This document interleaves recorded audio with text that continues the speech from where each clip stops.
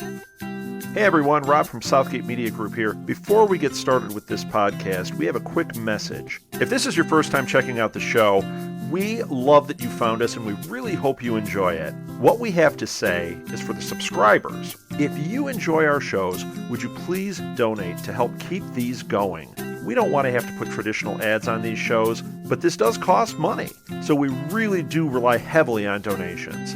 To make a donation to the show, please go to our website, www.southgatemediagroup.com. Go to the page for the show, and in the upper right-hand corner is a donate button. It takes you right to PayPal, and you can donate whatever amount you want. Thanks a lot for listening, everybody. And now, on with the show.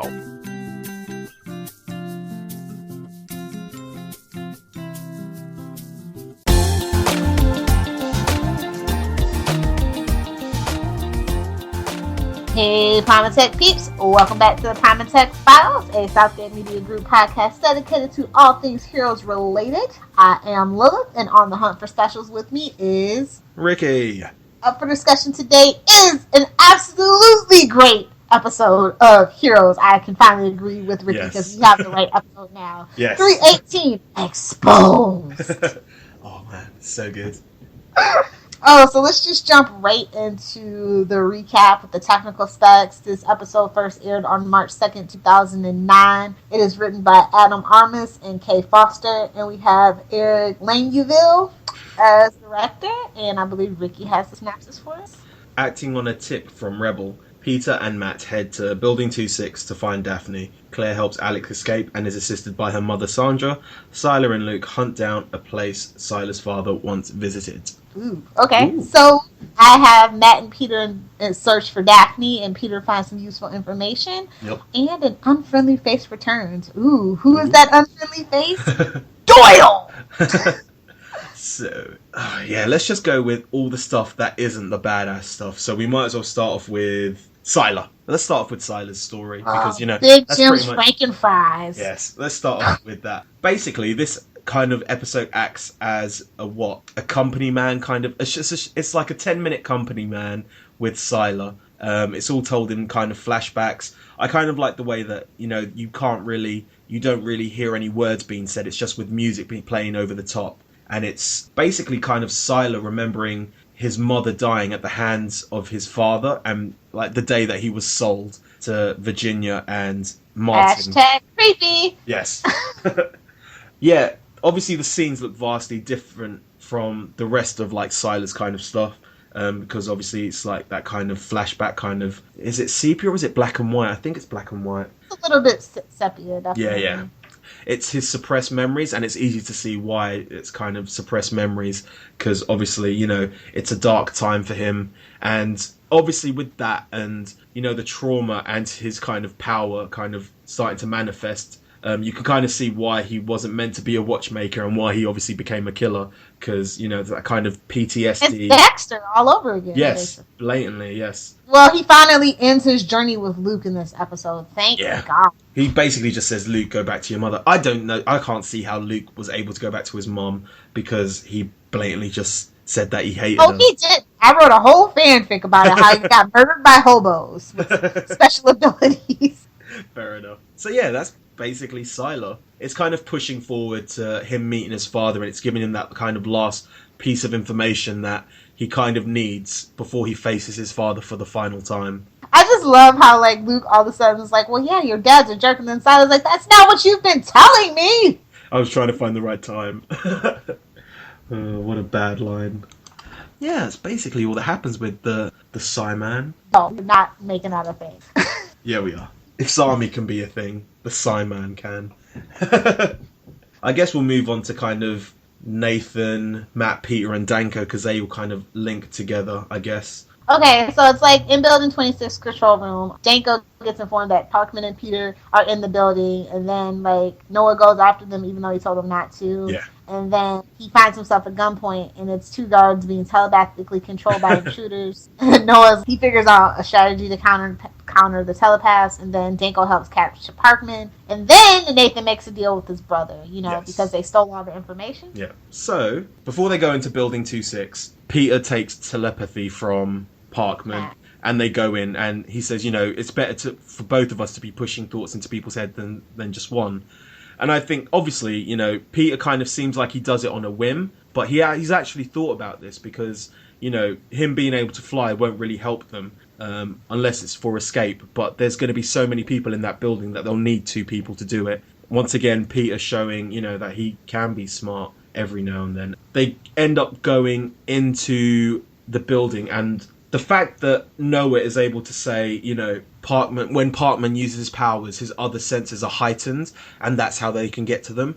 Even though it seems like it's a throwaway line, it just shows by just giving a weakness to like the power, how it can control the rest of the episode. And it's, it doesn't make sense, but him saying that at the beginning kind of pushes the rest of the narrative, and it gives you like, oh yeah, that makes sense why they would do that. Do you know what I'm saying? I kind of really like the fact that, at least they're kind of entering into weaknesses and pros and cons of powers, as opposed to just, letting people go around willy-nilly. So yeah. Overpowered, yeah, definitely. Exactly. I also kind of like in this one with Danko specifically, it's like he tries to shoot Peter, he does, but then it's like he falls over that edge, and then like Peter flies off, and then it's like, oh yeah, Nathan saved him, but shh. Yeah, exactly. And then the footage that Peter stole is picked up by the local news outlets, and Danko is just like, what the frick? I know.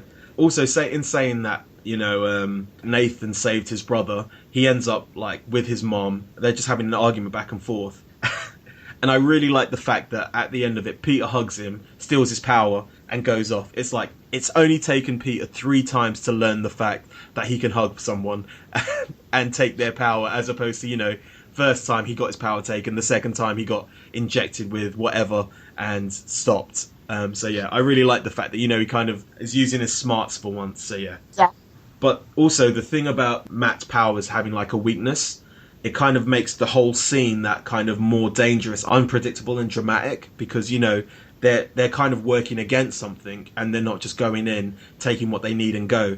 And, it's set up perfectly, I think. I think it's a really good kind of, that whole middle bit is a really good scene. Sorry, I'm going all over the place, but obviously when Nathan's talking to Peter in that park scene, it's obvious that Nathan's starting to lose control of this. Like, he obviously went into it with the best of intentions. In his own twisted thoughts, he was going in this and doing what was best for kind of his quote-unquote people, even though, he's a self-loathing kind of special. He was doing what he thought was best, and it's just all these kind of external forces battling against him has kind of made him lose control of, like, his initial idea. So obviously he's got his own brother leading essentially a rebellion.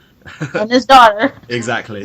But he's also got his own people, like Danko is just like nipping at his heels, trying to figure out what's going on. It's like if your daughter has powers and your brother has power.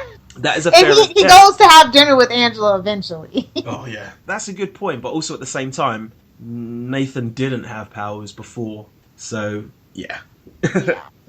And that is basically it. The only other thing that I kind of touched upon it in the last episode, Parkman's painted basically his own undoing, which is he's painted a picture of him with the bombs strapped to him, and without him painting that, Danko wouldn't have looked at it and had the idea to kind of exactly push Matt into kind of, what he does at the end of the episode. So yeah. Yeah, well, we'll talk about that, because then I'm assuming we're about to get into the Sandra and Claire part of that. And the rest of that episode the rest of that stuff doesn't really happen until the next episode, so yeah. Yeah, I like that gave Danko the idea, because we see clearly Danko in a movie van with Matt, who's drugged, and then he's like, Matt, your kind is dangerous and the world's gonna know it. Then he pushes him out in front of the Capitol building where a vest covered in explosives. I'm like, oh, that is genius. Yeah, because obviously at this point the government look like they're doing really bad stuff, because obviously it's the media, and the media are going to overinflate everything. But at the end of the day, what they are showing is kind of a bit effed up. They've got their own people, and they're herding them Guantanamo style. No rights, no civil liberties, and he has to make, like, he's obviously thinking, I have to combat this, and the only way I can combat this is to make a scapegoat, and that's basically what he does with Matt. And we've seen him do this.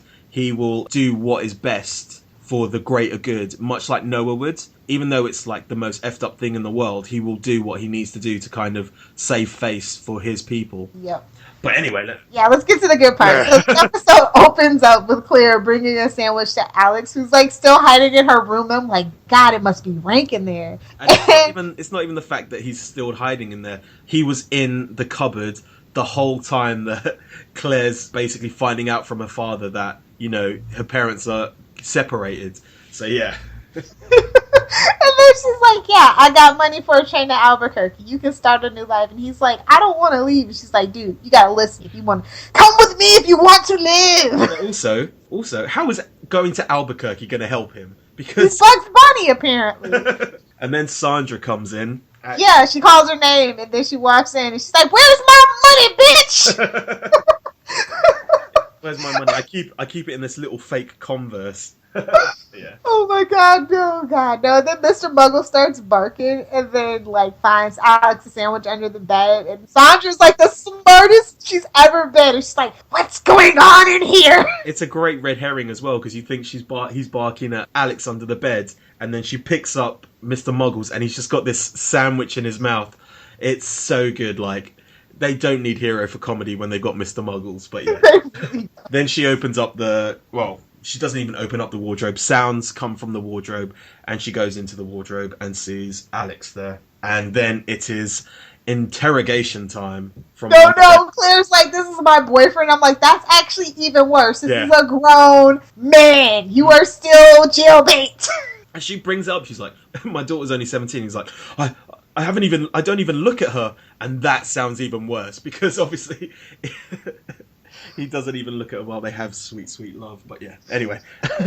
So that's fake, because Claire tries to sell. He's like, I ain't going to jail for you, sister. So they come clean about him having ability. And Sandra is just, she pulls off the ultimate kind of parental kind of, not argument, but like put down, which makes you feel so bad.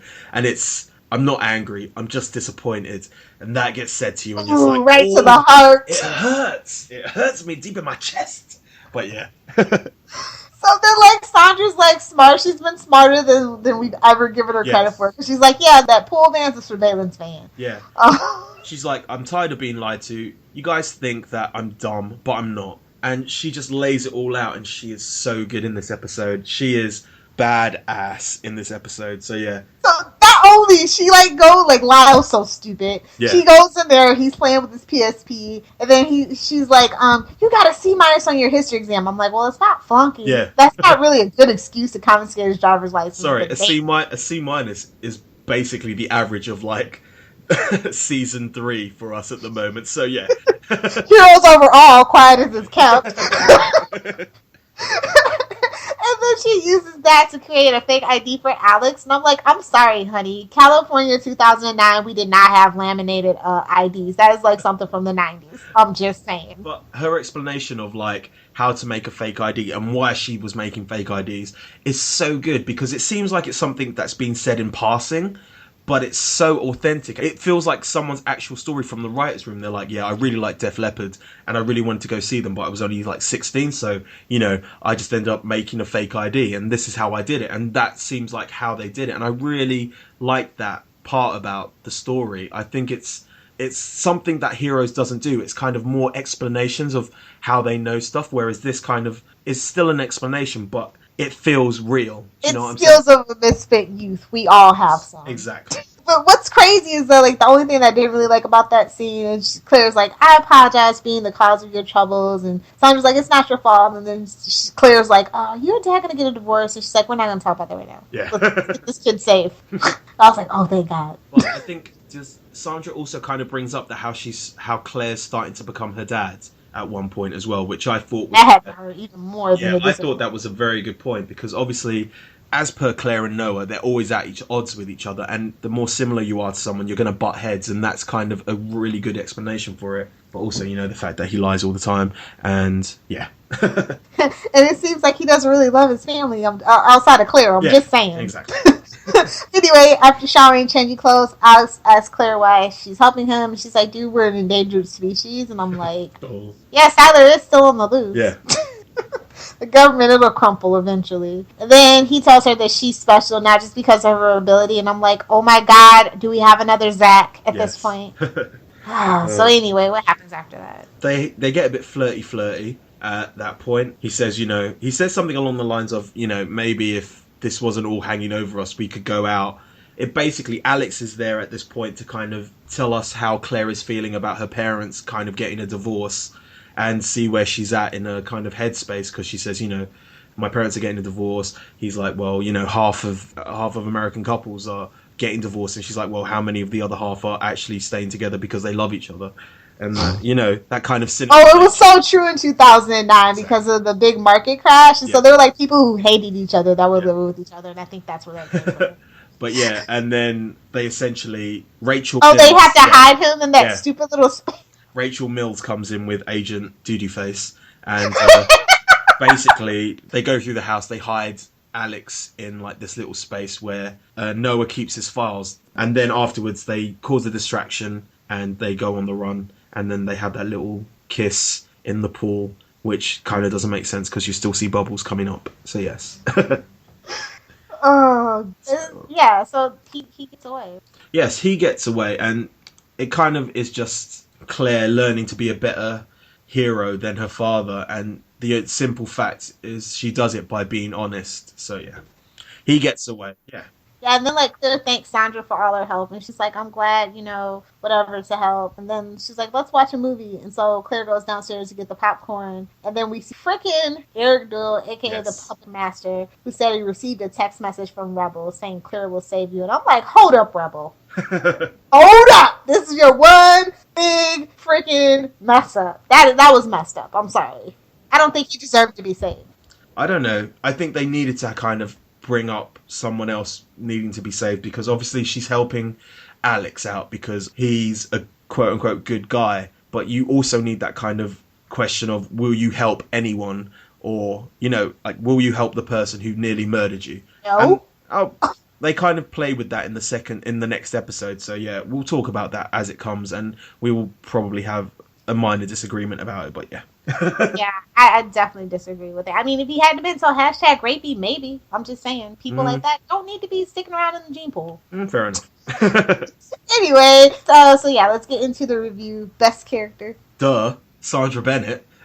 He's like, have you been paying attention? Yes, she is. I agree. Absolutely awesome in this episode. Absolutely awesome. She is on a par at this moment with Mama Petrelli for Best Mother. But obviously, Mama Petrelli. She falls apart. Yeah. Sandra does fall apart. Yeah, definitely. And character interactions, I've got to go with, Mama Bennett and just like Claire, and Mama Bennett and Alex, just like everything that kind of she says in this episode kind of is gold, and it's great. I think it's a real tour de force for Ashley Crowe and the character of Sandra in this episode, but how the rest of it goes. So I totally agree with everything you said. Like, I really enjoyed their relationship together. Like we've always said, Sandra's always been kind of the warm mommy, cold daddy situation. She's definitely warm mommy, and like this time she went along with Claire's plan, and nothing bad happened. So I was very happy.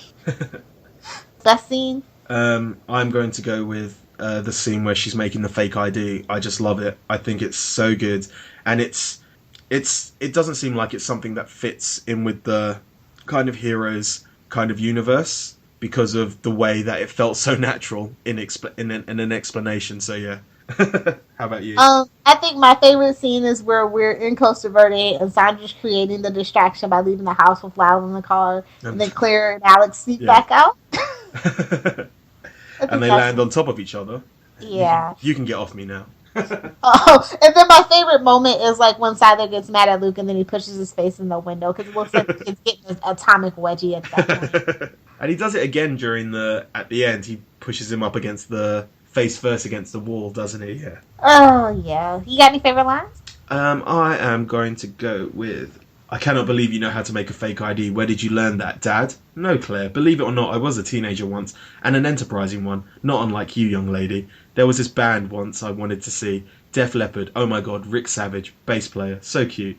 And what I wouldn't have given to... Mom? Sorry. Oh my god, the 80s. Rick Savage is not an attractive man. I'm sorry. Anyway, I think I have two favorite lines. Sandra declare, "Are you gonna miss having a cute guy in your closet?" A little, and I go, "Well, bring back Zach." I'm just saying. And then classic me, actually. I have a plan. I just haven't thought of yet. Oh.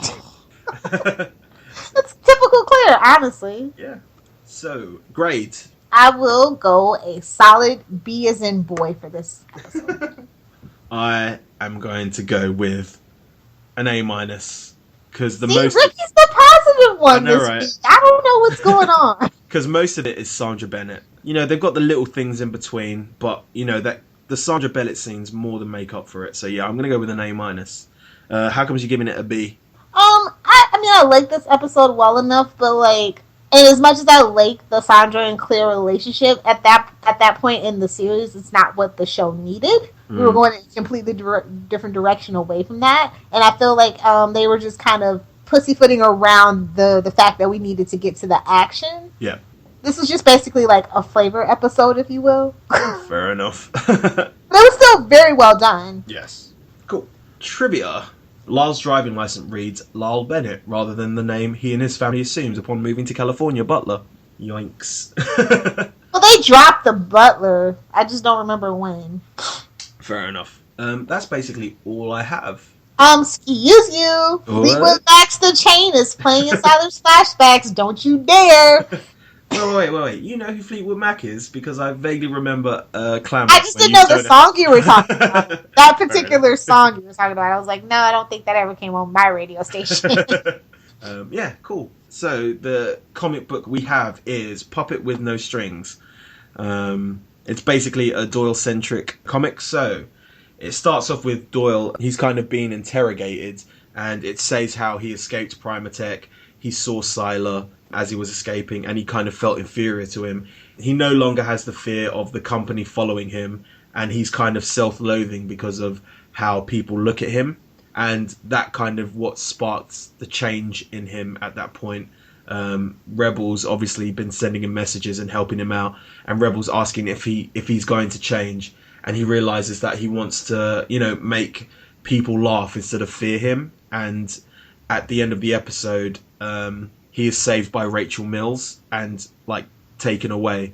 So yeah, Rachel Mills is working for the company, and by company I mean Building 26. So yeah, 26. Sorry, 26. Yes.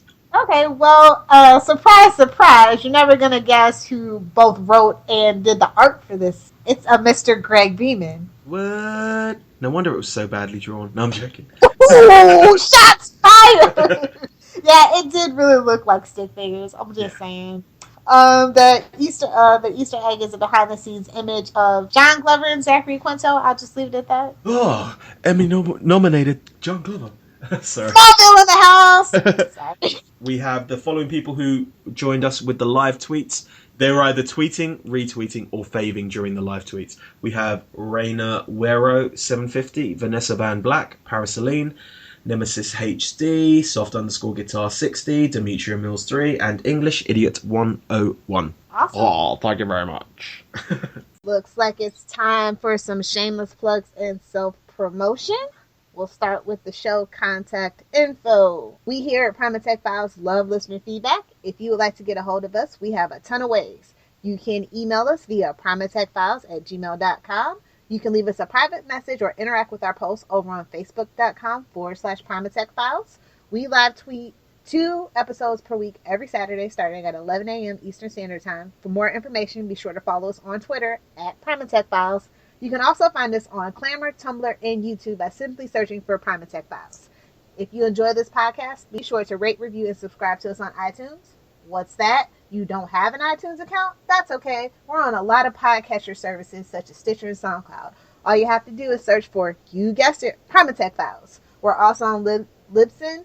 And if you want to follow our RSS feed there, all you have to do is go to primatechfiles.libsyn.com and bookmark the site to stay up to date with this podcast. Libsyn is spelled Libsyn, just in case you were wondering.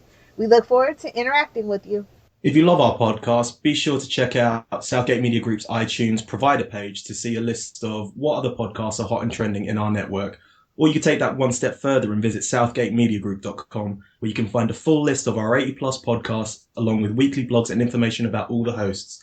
With so many podcasts that cover everything from anime to wrestling, there's sure to be tons of podcasts that could interest you. Hey guys, you should know by now that you can find me on Twitter at Lilith Hellfire. If you have a Tumblr, be sure to check out it's lilithhellfire.tumblr.com. And of course, be sure to swing by my blog if you are a pop culture junkie or comic book geek at littlepopculturevulture.blogspot.com. I also host several other podcasts on the Southgate Media Group network. Some of them are The Flashpoint, Queen Consolidated, and Channel 52. So if you are into, obviously, DC comic book related stuff, be sure to check it out. You can find my writings at tvbinges.com. It's a place for all your binge watching needs, and you can also create your own TV binge and we'll help promote it. We do a monthly binge watch, which you're more than welcome to join in. Just go to their Twitter at tvbinges just to find out more information. You can find me on Twitter at RickyJDiaz. That's RickyJDiaz, or Z if you're American. All right, we're at the wrap up. We hope you've enjoyed this discussion of episode 3. The Sandra wrap up, yes. Exposed. Yeah, it was a good episode. These next few are pretty good too. I think we're ending this volume on a pretty solid note, so I'm happy about that. So yeah, I just want to encourage you guys to send us in emails. Don't be afraid to interact with our Facebook posts, like, share, and comment, y'all. And get in on it while you can. We're live tweeting 2 episodes a Saturday at least, starting at 11 a.m. Eastern Standard Time. Download the podcast, save the world.